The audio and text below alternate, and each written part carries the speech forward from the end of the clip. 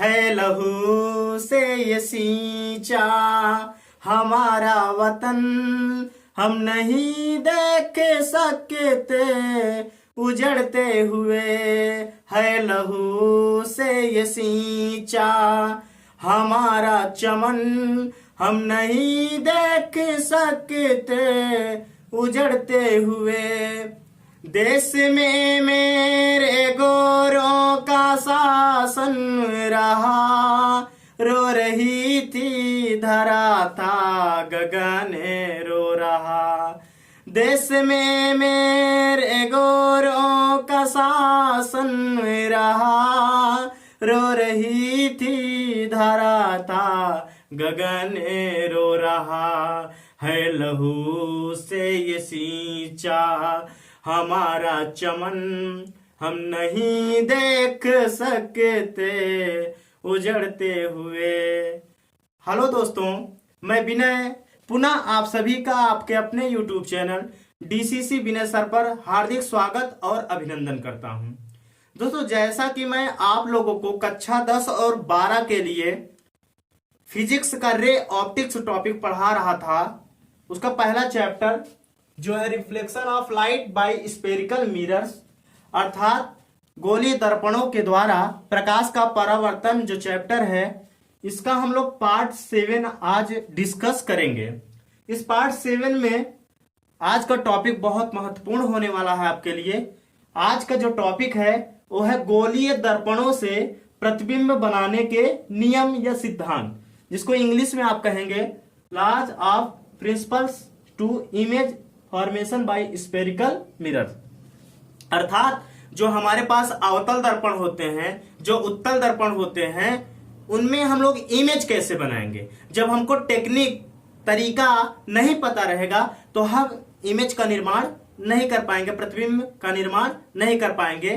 तो आज के वीडियो लेक्चर में हम यही पढ़ेंगे कि गोलीय दर्पणों के द्वारा प्रतिबिंब कैसे बनाया जाता है, ये जानेंगे। फिर इसी की सहायता से हम लोग प्रतिबिंब बनाएंगे, अवतल दर्पण के द्वारा अलग, उत्तल दर्पण के द्वारा अलग। तो आइए हम लोग बात कर लेते हैं। कई पॉइंट इसमें आएंगे। सबसे पहले तो हम एक अवतल दर्पण और एक उत्तल दर्पण बना के आपको दिखाते हैं।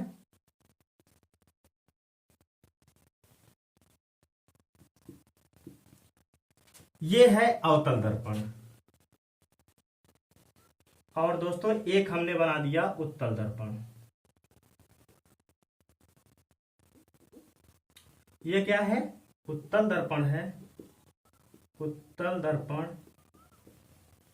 और ये क्या है भाई? अवतल दर्पण, अवतल दर्पण, जिसको मैंने पहले ही आपको बताया है। इसको बोलेंगे कनकेव मिरर, इसको बोलेंगे कन्वेक्स मिरर।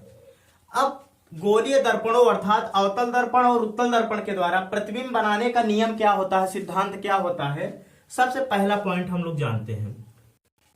मैंने जैसा कि पिछली कक्षाओं में आपको बताया है कि दर्पण का जो मध्य बिंदु होता है उसको हम लोग ध्रुव कहते हैं, पी कहते हैं। तो इसका भी एक मध्य बिंदु होगा, उसको भी हम लोग ध्रुव कहते हैं। ठीक है। अगर ये गोलीय दर्पण है तो जाहिर सी बात है इसकी क्या होगी भाई? वक्रता त्रिज्या, वक्रता केंद्र भी होगा। और जब वक्रता केंद्र है तो वक्रता केंद्र और पी से जाने वाली सीधी रेखा को हम लोग मुख्य अक्ष भी कहते हैं। ये हम लोगों ने पढ़ा है। ये क्या है? प्रिंसिपल एक्सिस, मुख्य अक्ष। ठीक है। यहां भी अगर देखा जाए तो यहां भी ऐसे ही, यहां सी होगा भाई, तो ये भी एक क्या है? मुख्य अक्ष है। ठीक है। बारीकी से बिल्कुल समझिएगा, बिल्कुल कंफ्यूजन नहीं होगा आपको, ये जान लीजिए। ये मुख्य अक्ष है, ये ध्रुव है, ये वक्रता केंद्र है। अब वक्रता केंद्र है तो इसी के बीच में फोकस भी होता है, फोकस यफ। ठीक है, इसका ध्यान दीजिएगा। और यहां भी एक क्या होगा? फोकस बिंदु होगा। फोकस बिंदु मतलब यफ। ये इतना हम लोगों ने पिछली कक्षा में ही पढ़ा है कि फोकस बिंदु क्या होता है, ध्रुव क्या होता है, वक्रता केंद्र क्या होता है, और डेफिनेशन हमने पढ़ा है।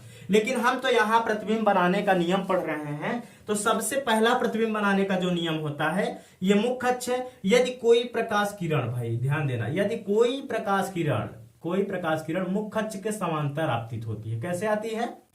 सिंपली समझिए कि जब गोलीय दर्पण पर या अवतल दर्पण पर या उत्तल दर्पण पर कोई प्रकाश किरण मुख्य अक्ष के समांतर आती है, तो जब समांतर आएगी तो यहां से इसका क्या होगा भाई, परावर्तन होगा। जब ये परावर्तन होगा इस किरण का, तो परावर्तन के बाद ये लौट करके मुख्य अक्ष के किसी बिंदु से जाती है, बिल्कुल जाएगी। जिस बिंदु से जाती है उसका नाम फोकस होता है, ये हमने आपको पढ़ाया है, ठीक है। अब देखिए बस इसी को नियम दे देना है। क्या नियम देना है कि यदि कोई प्रकाश किरण मुख्य अक्ष के समांतर आपतित होती है तो गोलीय दर्पण से परावर्तन के पश्चात वह सदैव फोकस बिंदु से जाती है या आती हुई प्रतीत होती है। ऐसे कैसे जाती हुई प्रतीत होती है, देखिए कैसे, इसमें भी हम लोग देख लेते हैं। जैसे ये मुख्य अक्ष है, ये परावर्तक पृष्ठ रिफ्लेक्टिव सरफेस इधर है, इसलिए प्रकाश किरणें हमने पहले ही कल चिन्ह पर पाटी के नियम में आपको बता दिया है। अब ये किरण समांतर आई, और जब ये समांतर आई तो इसका क्या होगा भाई, परावर्तन, ये ऐसे चली जाएगी। तो लौट कर तो चली जा रही है, बट हमको ये नहीं पता चल पा रहा है कि ये सी से गया है कि एफ से गया है। तो जब पता नहीं है तो हम इसको पीछे करके डाट डाट करके इसको मिलाएंगे भाई। क्या करेंगे, डाट डाट करके इसको पीछे हमने मिला दिया। इसका मतलब ये हुआ कि गोलीय दर्पण पर यदि प्रकाश किरणें मुख्य अक्ष के समांतर आती हैं या आपतित होती हैं तो गोलीय दर्पण से परावर्तन के पश्चात वो किरणें फोकस बिंदु से जाती है या जाती हुई, देखिए ऐसा लग रहा है यहां से जा रही है, या जाती हुई क्या होती है, प्रतीत होती है। तो सबसे पहला पॉइंट ये हुआ, फिर से समझिएगा। पहला पॉइंट क्या होगा कि अगर कोई प्रकाश किरण, सिंपल समझिए, मुख्य अक्ष के समांतर मतलब समान अंतर पे, बीच की दूरियां क्या होंगी, समांतर आती है, तो जैसे ही दर्पण पे पड़ेगी वो परावर्तन होगा। परावर्तन के बाद वो जहां से जाएगी, जिस बिंदु से जाएगी मुख्य अक्ष के, उसी बिंदु को हम फोकस कहते हैं, वो सदैव फोकस से ही जाएगी। बस इतना समझिए कि समांतर आने वाली किरणें दर्पण से परावर्तन के पश्चात क्या होता है, मुख्य फोकस से जाती है या फोकस बिंदु से जाती है, या यहां देखिए उत्तल दर्पण में जाती हुई क्या हो रही है, प्रतीत। यहां वास्तव में जा रही है, यहां जाती हुई प्रतीत। तो ये पहला नियम हो गया, आप समझिएगा। पहला नियम क्या कहता है कि यदि कोई प्रकाश किरण मुख्य अक्ष के समांतर आपतित होती है तो गोलीय दर्पण से परावर्तन के पश्चात वह मुख्य अक्ष के फोकस बिंदु से जाती है या जाती हुई प्रतीत होगी। अब हमको ये पता हो गया कि जब भी हम प्रतिबिंब बनाएंगे, अगर कोई प्रकाश किरण समांतर आ रही है तो परावर्तन के बाद उसको हम कहां से ले जाएंगे, फोकस बिंदु से ले जाएंगे, या ले जाते हुए क्या कराएंगे, प्रतीत कराएंगे। इस तरीके से आप लोगों ने पहला पॉइंट देख लिया, ठीक है। अब दूसरा पॉइंट क्या है, दूसरा पॉइंट जस्ट इसी का अपोजिट पॉइंट है। किस तरीके से, देखिए हम एक छोटा सा इमेज पुनः बनाते हैं, तब आपको अच्छे समझ में आएगा। ये भी एक अवतल दर्पण है और इधर मैं बना देता हूं भाई एक उत्तल दर्पण, ठीक है। ये अवतल दर्पण, इसमें भी मुख्य अक्ष होगा, यहाँ P होगा, यहाँ C होगा, यहाँ F होगा, देख रहे हैं आप लोग। ऐसे यहाँ भी मुख्य अक्ष खींचेंगे, मुख्य यहाँ P होगा, यहाँ C होगा और यहाँ पर भाई F होगा। ये अब इसमें दूसरा पॉइंट क्या है, जस्ट इसी का अपोजिट। समांतर गया तो फोकस से गया, समांतर गया तो फोकस से जाता हुआ प्रतीत हुआ। अब उल्टा कर देंगे, अब हम फोकस ही से लेकर जाएंगे, फोकस बिंदु से ही लेकर जाएंगे। तो देखिए फोकस से लेकर चलते हैं, चलिए देख लेते हैं। जैसे यहाँ F है आपका, हम प्रकाश किरण को फोकस से ही आपतित करा रहे हैं। देखिए जब समांतर गया तो फोकस से गया, जस्ट इसी का उल्टा रहेगा इसमें। जब फोकस से जाएगा तो परावर्तन के बाद कैसे हो जाएगा भैया, समांतर। तो आप सिंपली बता सकते हैं कि जब कोई प्रकाश किरण मुख्य अक्ष के फोकस बिंदु से आपतित होती है तो दर्पण से परावर्तन के बाद वो मुख्य अक्ष के कैसा हो जाएगा, समांतर। आप समझिए, समांतर आया फोकस से गया, फोकस आया समांतर हो गया। यहां भी ऐसे ही।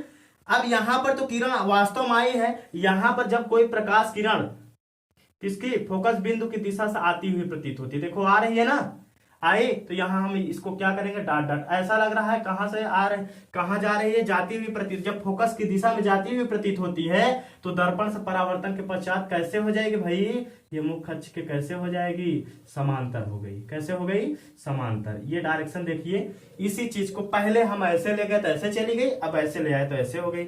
यहां देखिए हम ऐसे ले गए तो ऐसे चली गई, और जब ऐसे ले आए तो ऐसे हो गई। इसका मतलब ये हुआ, यहां भी दो कंसेप्ट आपको निकल कर आया कि जब कोई प्रकाश किरण गोलीय दर्पण पर फोकस से आती है तो दर्पण से परावर्तन के पश्चात मुख्य अक्ष के क्या हो जाएगी, समांतर। या इसी को मिला करके इसको दोनों अवतल उत्तल को मिला कर कहें तो कहेंगे जब कोई प्रकाश किरण गोलीय दर्पण पर फोकस से आती है या आती हुई प्रतीत होती है। देखिए फोकस से आती है या आती हुई, ऐसा लग रहा है फोकस से ही आती है, फोकस आती है आती हुई प्रतीत होती है, तो दर्पण से परावर्तन के पश्चात कैसे हो जाएगी भाई, मुख्य अक्ष के समांतर हो जाएगी। ये भी मुख्य अक्ष है, ये भी मुख्य अक्ष, इसके समांतर हो गई।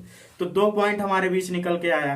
पहला पॉइंट क्या है, समांतर आएगी तो फोकस से जाएगी, अर्थात समांतर आएगी फोकस से जाती या तो आएगी या तो जाती हुई प्रतीत होगी। दूसरा, यदि फोकस से आती है या आती हुई प्रतीत होती है तो दर्पण परावर्तन के पश्चात कैसे हो जाएगी, समांतर। बहुत आसान है, समांतर गई, फोकस से जाएगी या जाती हुई प्रतीत होगी। दूसरा, अगर फोकस से आती है या आती हुई प्रतीत होती है तो कैसे हो जाएगी, परावर्तन के पास समांतर। 2 पॉइंट बिल्कुल इजी है। अब तीसरे पॉइंट की तरफ हम लोग बढ़ते हैं। तीसरा भी बहुत इजी, इसी फिगर में हम तीसरा पॉइंट भी आपको बता दे रहे हैं। इसी में देखिए तीसरा पॉइंट अगर हम लोग ध्यान दें तो तीसरा पॉइंट मात्र इतना, इसको मिटा दे क्या, अगर आपको आसान लगे तो इसको मैं मिटा दे रहा हूं, ठीक है। यहां भी इसको भी मिटा दे रहा हूं। देखिए आपको बहुत आसान लगेगा और ये 4 पॉइंट मैं आपको बताऊंगा। अगर ये 4 पॉइंट आपको नहीं आते हैं तो आपको प्रतिबिंब बनाने में बहुत प्रॉब्लम फेस करना पड़ सकता है। पहला हुआ समांतर गया फोकस से गया समांतर। यहां समांतर गया तो फोकस से जाता हुआ प्रतीत हुआ, फोकस से जब जा रहा था तो समांतर हो गया, ठीक। चलिए ठीक है। तीसरा पॉइंट क्या कहता है, तीसरा पॉइंट ये है कि यदि कोई प्रकाश किरण वक्रता केंद्र अर्थात प्रकाश सेंटर ऑफ कर्वेचर कहते हैं, जब जाएगा, जैसे मान लेते हैं इसी से होकर जा रहा है, किससे, वक्रता केंद्र से, तो वक्रता केंद्र से जब जाएगा तो यहां पर जब जैसे ही पड़ेगा ये क्या हो जाएगा, परावर्तन होगा। परावर्तन होगा तो इसी मार्ग से सीधा चला जाएगा। क्यों जाएगा मैं बता रहा हूं, अभी रीजन बताता हूं क्यों ऐसा हो जाता है। यहां भी देखिए, यहां तो इसका परावर्तक तल ऐसे कि यदि कोई प्रकाश किरण देखिए किस दिशा में जा रहा है, वक्रता केंद्र की दिशा में। जब वक्रता केंद्र की दिशा में जा रहा है तो इसको हम डाट डाट ऐसे करके बढ़ाएंगे। मान लेते हैं यहाँ वक्रता केंद्र है, इसको डाट डाट करके हमने बढ़ाया, तो जैसे ये जाएगा फिर बाद में लौट करके इसी मार्ग से वापस हो जाएगा। इसका मतलब ये तीसरा पॉइंट ये निकल के आया कि यदि कोई प्रकाश किरण वक्रता केंद्र से ही आपतित होती है या आपतित होती हुई प्रतीत होती है, देखिए यहां वास्तव में आ रही है, यहां आती हुई प्रतीत होती है, तो दर्पण से, गोलीय दर्पण से रिफ्लेक्शन के बाद, आफ्टर रिफ्लेक्शन, परावर्तन के बाद उसी मार्ग से वापस चली जाएगी या जाती हुई प्रतीत होगी। देखिए यहां ऐसे आई, यहां परावर्तन हुआ, ऐसे चली गई, यहां ऐसे आती हुई प्रतीत हो रही है, ऐसा लगा परावर्तन के बाद उसी मार्ग से चला जाएगा। ऐसा होता क्यों है कि उसी मार्ग से चला जाता है? हमने आपको समतल दर्पण में कंडीशन बताई थी कि यदि कोई प्रकाश किरण किसी समतल दर्पण पर लंबवत आपतित होता है तो अभिलंब और आपतित किरण के बीच बने कोण को आपतन कोण कहते हैं। वही अभिलंब भी है, वही आपतित किरण भी है, तो किरण उसी मार्ग से वापस चली जाती है, क्योंकि जितना कोण बना के आती है उतने कोण बना के चली जाती है। और हमने आपको some important definition related to spherical mirror जब बताया था कि गोलीय दर्पणों से संबंधित कुछ महत्वपूर्ण परिभाषाएं बताया था, उसमें मैंने अभिलंब नॉर्मल एक डेफिनेशन बताया था कि जो गोलीय दर्पण है, गोलीय दर्पण के किसी बिंदु से वक्रता केंद्र को मिलाने वाली सीधी रेखा ही अभिलंब कहलाती है। ये इस पे क्या होती है, 90 डिग्री के एंगल बना देती है। ये भी क्या करेगी यहाँ पर भाई, 90 डिग्री के एंगल बना देगी। जब ये 90 डिग्री के एंगल बनाया तो हमने तो यही बताया था ना कि यदि कोई प्रकाश किरण लंबवत आएगी तो आपतित किरण भी यही है। देखिए आपतित किरण भी यही है और लंबवत है, अभिलंब है, इसलिए 90 डिग्री का एंगल भी यही बना रहा है इस पे, किस पे, इस बिंदु पर। तो जब आपतित किरण भी वही है, अभिलंब भी वही है, तो दोनों के बीच का कोण कितना बना भैया, 0 डिग्री। अब हम जानते हैं कि आपतन कोण बराबर परावर्तन कोण, जितना ये बना के आई 0 डिग्री उतना ही बना के वापस चली गई।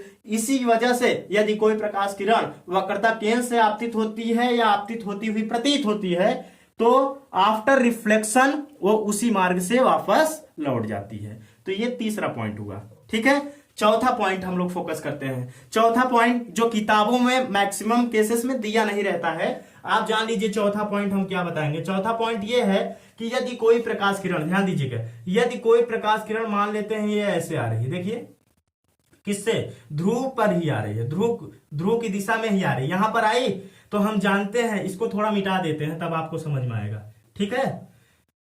अगर ध्रुव की दिशा में आई, देखिए ऐसे आ रही है, ध्रुव पर आई तो हम जानते हैं ये 90 डिग्री का एंगल। क्यों? क्योंकि यहाँ C होगा, ये क्या है C, और C यहाँ P पर जो ये खींची गई लाइन है ये अभिलंब है तो 90 डिग्री का एंगल बनाएगी। तो ये किसका काम करेगा? अभिलंब। यह आपतित किरण हो गई, ये अभिलंब हो गया, दोनों के बीच का कोण क्या बनेगा भाई? I।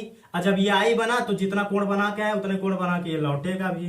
तो इतना जान लीजिएगा, जब कोई प्रकाश किरण ध्रुव के ही दिशा में आती है तो जितना कोण बना के आती है उतना ही कोण बना के परावर्तित हो जाती है, इस तरीके से। ऐसे यहाँ भी कंडीशन अप्लाई होगा। जैसे यहाँ आई किरण, देखिए यहाँ आई, यहाँ भी क्या होगा? ये P है तो ये I कोण हो गया, जितना कोण बना के उतने कोण बना के ये चला जाएगा। ठीक है, ये परावर्तन R हो गया। इसको आप आगे बढ़ाएंगे तो इस तरीके से बढ़ा करके ये वाला कोण R हो सकता है, ये वाला कोण I हो सकता है, ऐसे भी दिखा सकते हैं। इस तरीके से हमने 4 पॉइंट देखा। एक बार जल्दी से चारों पॉइंट को मैं एक फिगर में बना के आपको दिखाता हूं। आज का वीडियो लेक्चर बहुत छोटा रहेगा क्योंकि ये इंपॉर्टेंट टॉपिक है। इसको आप रोक करके वीडियो अच्छे से समझिएगा क्योंकि ये इंपॉर्टेंट वीडियो होने वाला है आपके लिए। बिना इसके आप इमेज का फॉर्मेशन नहीं कर सकते हैं। देखिए, मैं एक बार पुनः अवतल दर्पण बड़ा सा बनाता हूं, फिर आसानी से आपको समझाता हूं। ये अवतल दर्पण हो गया। ये कौन सा दर्पण हुआ भाई? ये उत्तल दर्पण हो गया। देखिए, एक हो गया आपका अवतल दर्पण, एक हो गया उत्तल दर्पण। यहाँ देखिए ये मुख्य अक्ष है, ये क्या है? मुख्य अक्ष है। ठीक है, और इधर भी क्या होगा? ये क्या है? मुख्य अक्ष ये भी है। ठीक, सबको प्रिंसिपल एक्सिस इंग्लिश में बोलते हैं मुख्य अक्ष को। यहाँ पर P होगा, यहाँ पर C होगा, यहाँ पर भाई F होगा, यहाँ पर भी P होगा, यहाँ वक्रता केंद्र होगा, यहाँ पर भी क्या होगा? F होगा। अब सबसे पहला पॉइंट हमने ये बताया कि कोई प्रकाश किरण मुख्य अक्ष के समांतर आती है तो कहां से जाएगी? फोकस से जाएगी। कहां जाएगी भैया? फोकस से जाएगी।